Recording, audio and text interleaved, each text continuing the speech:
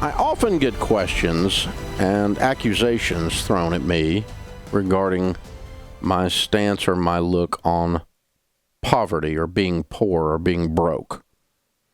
There's a difference between being poor and being broke. Poor is a state of mind. Broke is I'm passing through. I've been broke, but I've never been poor. I've been so broke I couldn't pay attention, but I've never been poor. So poverty, or to be poor, is caused by three possible things, and really only three possible things.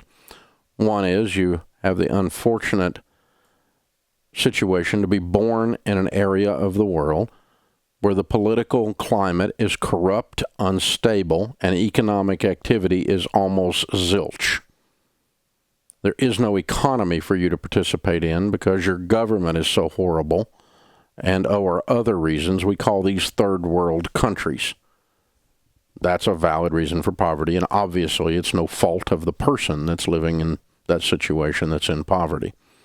The second reason it's no fault of the person that is poor or in poverty is when other people oppress the poor. That's a biblical term. You don't hear that much anymore. To be oppressed, to be put down, to be taken advantage of.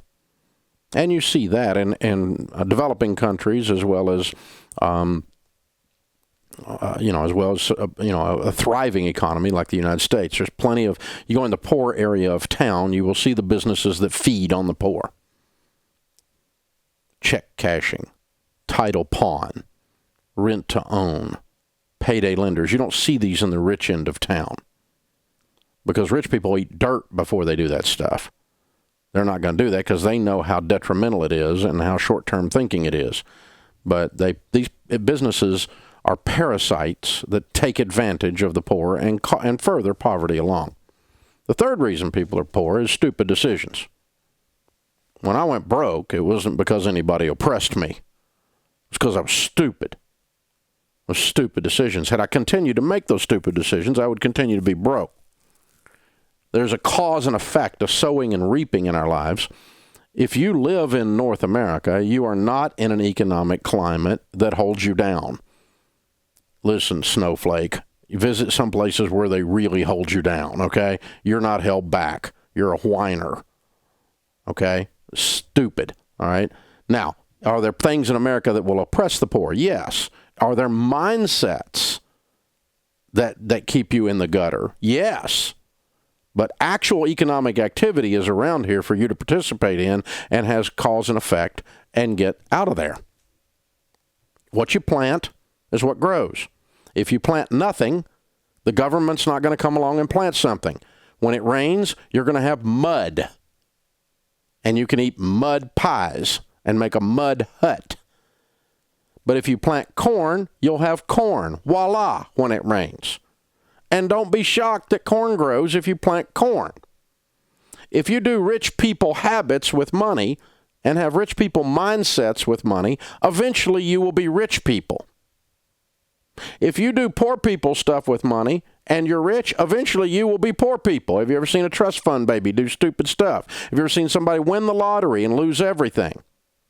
They do poor people stuff with their money, short-term thinking, and they get stupid and they lose their money. I've done both. I know how it feels. Article in Bloomberg today, Americans spend tens of billions of dollars on government-run lotteries each year. But as income inequality widens, low-earning households spend a disproportionate amount of money on lottery tickets, according to a new study. Honey, it doesn't have anything to do with income inequality.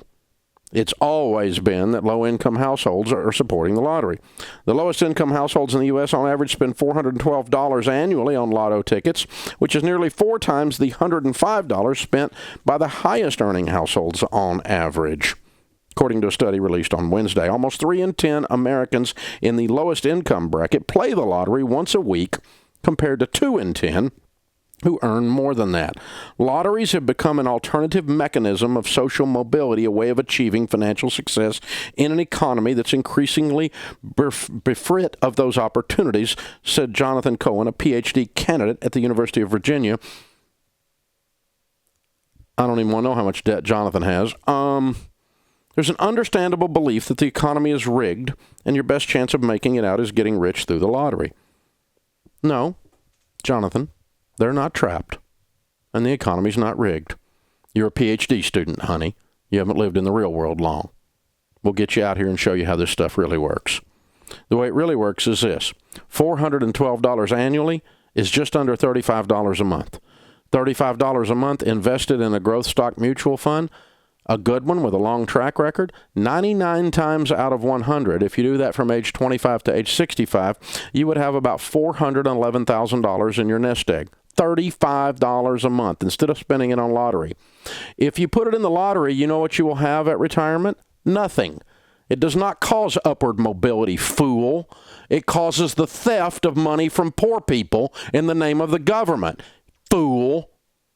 Has nothing to do with wealth inequality. It has to do with stupid decisions and a government preying on the poor and using the lottery to do it. Knowing that the high percentage of the lottery tickets are sold in lower income households, this crap continues. Oh, but we use it to fund education tuition. Oh, here's a great idea. Let's have a whole bunch of poor people send middle income people and rich people's kids to school for free.